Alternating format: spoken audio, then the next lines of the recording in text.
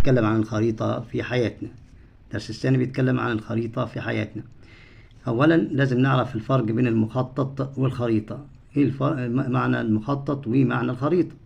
ما المقصود بالمخطط؟ هو شكل مبسط لفكرة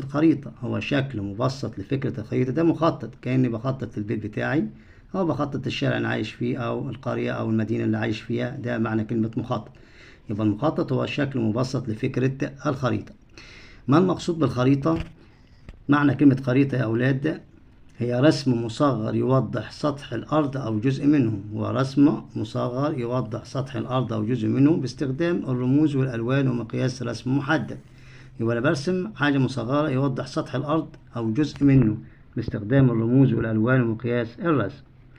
ثانيا هناخد عناصر الخريطة أي محتويات الخريطة. أول حاجة عندي أنا في محتويات الخريطة حاجة اسمها عنوان الخريطة. عنوان الخريطة ده يوضح موضوع الخريطة، يعني بشوف الخريطة دي بتتكلم عن ايه، خريطة سياسية أم خريطة اقتصادية أم جغرافية. زي مثلا بيديني مثلا زي خريطة لجمهورية مصر العربية، ودايما عنوان الخريطة بيبقى تحت أسفل الخريطة مكتوب عنوان الخريطة، يبقى أعرف الخريطة دي بتتكلم عن أنهي دولة أو أنهي قارة. تاني حاجة مقياس الرسم.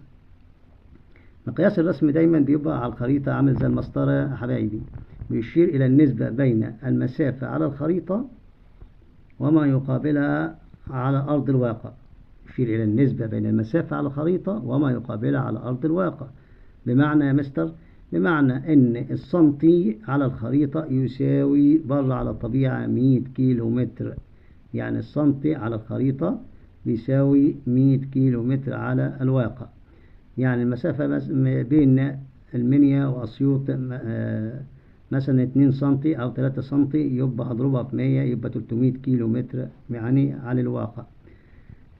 ثالث حاجة عندي أنا مفتاح الخريطة. يعني مفتاح الخريطة يا مستر؟ يعني بيبقى على الجنب كده مربع فيه ألوان معينة ورموز، بيشرح معنى الألوان والرموز المستخدمة في الخريطة. مثلا اللون الأحمر بيشير إلى دائرة، اللون الأحمر بيشير إلى عاصمة مصر اللي هي القاهرة، دايما بتبقى لون أحمر كده وزي الدائرة. أما اللون الأسود فبتشير إلى مدن مصر الأخرى مثل مدينة الإسكندرية. أي مدينة على الخريطة في خريطة مصر بيبقى الدائرة بتاعتها سودة، دي أي مدينة ما عدا العاصمة، لأن عاصمة البلاد بتبقى الدائرة لونها أحمر. رابع حاجة من عناصر الخريطة اللي هي البوصلة، ودايما تبقى أعلى شمال أعلى يمين أعلى الخريطة، بتساعد في تحديد الأماكن والاتجاهات على الخريطة. ودايما البوصلة يا أولاد بتشير دائما اتجاه الشمال، ولما أعرف اتجاه الشمال يبقى باقي الاتجاهات بعرفها زي ما خدنا الدرس السابق. هناخد شيء بالتفصيل عن مفتاح الخريطة. بعض الألوان المتنوعة والمتدرجة حسب الارتفاع منها. يعني بس لما أشوف الخريطة، أدي خريطة لجمهورية مصر العربية، بشوف الألوان الموجودة، أدي دليل الرموز المفتاح الخريطة اللي هو دليل الرموز والألوان. العاصمة لونها أحمر زي ما قلنا، والمدينة أسود، وأزرق نهر النيل أو بحر أو محيط، والأصفر بيدل على الصحراء. نمسك واحدة واحدة معايا. هذه هنا البوصلة زي ما قلت لكم بتشير اتجاه الشمال على الخريطة. وهنا مقياس الرسم زي ما انت شايف عامل زي المسطرة مدرج. وبعد كده هنا عنوان مفتاح الخريطة تحت، اللي هو بيشوف من خلاله الخريطة دي بتتكلم عن ايه، وده قلنا عليه اللي هو دليل الرموز والألوان. طب هناخد هنا اللون البني. اللون البني على الخريطة يشير الأرض المرتفعة.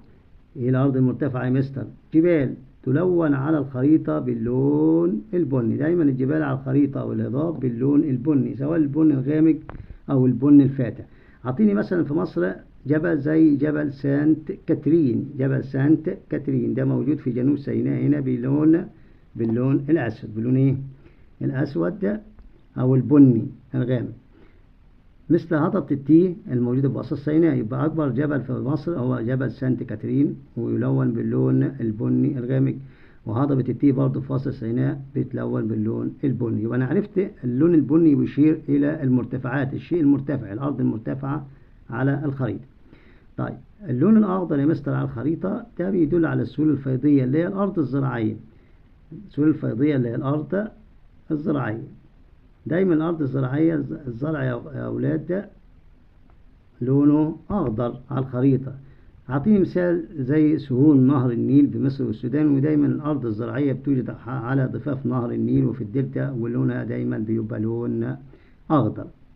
3. اللون الأزرق على الخريطة بيدل على أو بيشير إلى أي مسطح مائي. يعني مسطح مائي يا مستر؟ مسطح مائي دوت يا إما بحار يا بحيرات يا أنهار. طيب، ومنها البحار. احنا عندنا في مصر بحرين، البحر المتوسط في الشمال باللون الأزرق، والبحر الأحمر في الشرق باللون الأحمر. طيب، عند البحيرات، البحيرات العذبة في مصر أو البحيرات المالحة في الشمال دي دايما لونها أزرق. بحيرات العذبة مثل بحيرة ناصر اللي خلف السد العالي، والبحيرات المالحة في شمال الدلتا ودي باللون أيضا الأزرق. طيب، بيديني سؤال على مفتاح الخريطة ونشوف نختبر معلوماتنا. يلون البحر المتوسط على الخريطة باللون يلون البحر المتوسط على الخريطة باللون. دايما البحر ده مسطح مائي، يبقى اللون يا أولاد أحمر ولا بني ولا أزرق ولا أخضر؟ ده اللون الأزرق، اللون الأزرق. طيب، تلون السهول على الخريطة باللون السهول المنخفضة، السهول اللي حول الفيضية اللي حول الأنهار اللي هي الأرض الزراعية. أول ما أسمع كلمة السهول المنخفضة يبقى أعرف إن دي أرض زراعية، يبقى لون الزرع لونه أزرق ولا أحمر ولا أخضر ولا البني؟ الأخضر يا مستر، زي الفل. طيب، تلون الجبال على الخريطة. الجبال دي مرتفعات، أنا قلت المرتفعات سواء جبال أو هضاب بتلون باللون الأخضر ولا الأحمر ولا البني ولا الأزرق؟ برافو عليكم، البني. ثالثا، أهمية الخريطة. أنا لازم أعرف الخريطة بتفيدني في أهميتها في حياتي العامة، بتفيدني فيه.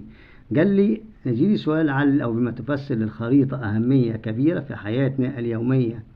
الإجابة عندي أنا، أول حاجة الخريطة بتفيدني أو تساعدني في معرفة الأماكن من حولنا. أنا بعرف الأماكن من حولنا، المرتفعات والمنخفضات والسهول والمدن والكلام ده كله. ثاني حاجة بتساعدني أو بيستخدمها كثير من الأشخاص، كثير من الأشخاص بيستخدم الخرائط أو الخريطة وتساعده فيه. أول حاجة السائحين اللي بيجوا يزوروا مصر يا أولاد بيستخدموا خريطة، هو مش بيجي عشوائي كده، لا، دي معاه خريطة بالأماكن السياحية والأثرية الموجودة في مصر اللي يمكن زيارتها، التي يمكن زيارتها. طيب، المزارعين أو الفلاحين اللي بيزرعوا الأرض الزراعية بيستخدموا الخريطة في إيه؟ بتساعدوا في تحديد مواقع الأرض الزراعية، بتساعدوا في تحديد مواقع الأرض الزراعية. المزارع أو الفلاح الخريطة بتساعده في تحديد موقع أي أرض زراعية على الخريطة، وإحنا قلنا الأرض الزراعية على الخريطة بتلون باللون الأخضر. بالنسبة للجندي أو الجيش بيستخدم الخرائط دائما في تحديد المواقع العسكرية، ساعدوا تحديد المواقع العسكرية الموجودة داخل الجمهورية. عندي قائد الطائرة وقبطان السفينة دايما بيبقى معاهم خرائط بتساعدهم في تحديد مسار الرحلات. هم مش بيمشوا رحلات عشوائية كده، لا، معاهم خريطة ماشيين في من خلال الخريطة وبيحددوا مسارات الرحلة بتاعتهم حتى يوصلوا بأمان وسلام. طيب، المعلمة أو معلم الدراسات الاجتماعية بيستخدم الخريطة في إيه؟ بيستخدمها في شرح الدرس. من خلال الخريطة بنشرح الدرس بكل سهولة وبنوصل المعلومة احنا كمعلمين. طب انت كتلميذ الخريطة بتساعدك في ايه؟ اللي بتساعدني في المذاكرة. من خلال الخريطة بعرف ده اسم البحر ايه، وده اسم الجبل ايه، وده اسم الصحراء ايه. طيب، المهندس دوت بيستخدم الخريطة تساعده دايما في التخطيط عند بناء المدن وإنشاء الطرق، عند التخطيط لإنشاء المدن والطرق. يبقى المهندس بيمسك الخريطة بتفيده وتساعده عند التخطيط لإنشاء المباني والطرق. هنختبر معلوماتنا عن الدرس. اختر الإجابة الصحيحة مما بين القوسين. هنا تظهر المرتفعات على الخريطة. المرتفعات زي ما قلنا ثالث مرة، المرتفعات اللي هي الجبال أو الهضاب تلون على الخريطة باللون الأصفر ولا البني ولا الأزرق ولا الأخضر يا مستر؟ برافو عليك، البني، زي الفل. طيب، يعتبر اللون الأزرق على الخريطة أو يعبر اللون الأزرق على الخريطة عن. اللون الأزرق معروف إن دي مسطحات مائية، بيعبر عن البحار ولا المنخفضات ولا السهول ولا المرتفعات. لون أزرق أنا قلت بحار أو أنهار أو بحيرات، أنا كلمة بحار موجودة يبقى أختار البحار. طيب أي من هؤلاء يستخدم الخريطة في تحديد المواقع العسكرية؟ مين بيستخدم الخريطة في تحديد أي موقع عسكري؟ المزارع ولا المعلم ولا السائح ولا الجندي؟ بيستخدم في تحديد المواقع العسكرية دايما يا أولادي اللي هو الجندي. سنة 2، ما أهمية وردة البوصلة على الخريطة؟ وردة البوصلة على الخريطة بتساعدني في تحديد الاتجاهات الأساسية، تساعدني في تحديد الاتجاهات الأساسية، ودائما بتشير إلى اتجاه الشمال. فلما عرفت اتجاه الشمال يبقى بعرف الاتجاهات الأخرى اللي هي الجنوب والشرق والغرب. طيب هناخد عندي فسر أهمية الخريطة الكل. المعلم والتلميذ، احنا قلنا المعلم بتفيده في شرح الدروس، المعلم تفيده الخريطة في شرح الدرس. طب والتلميذ يا مستر؟ التلميذ الخريطة بتفيده في المذاكرة،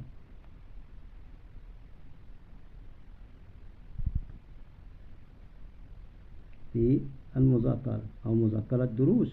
طيب قبطان السفينة أو قائد الطائرة بتفيده الخريطة في تحديد مسار الرحلة، تفيده في تحديد مسار الرحلات. طيب السائح الخريطة بتفيده في تحديد المواقع السياحية والأثرية، تفيده في تحديد المواقع السياحية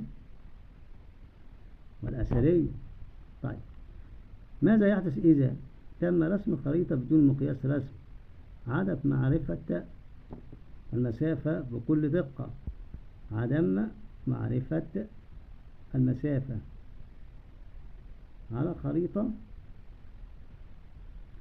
وما يقابلها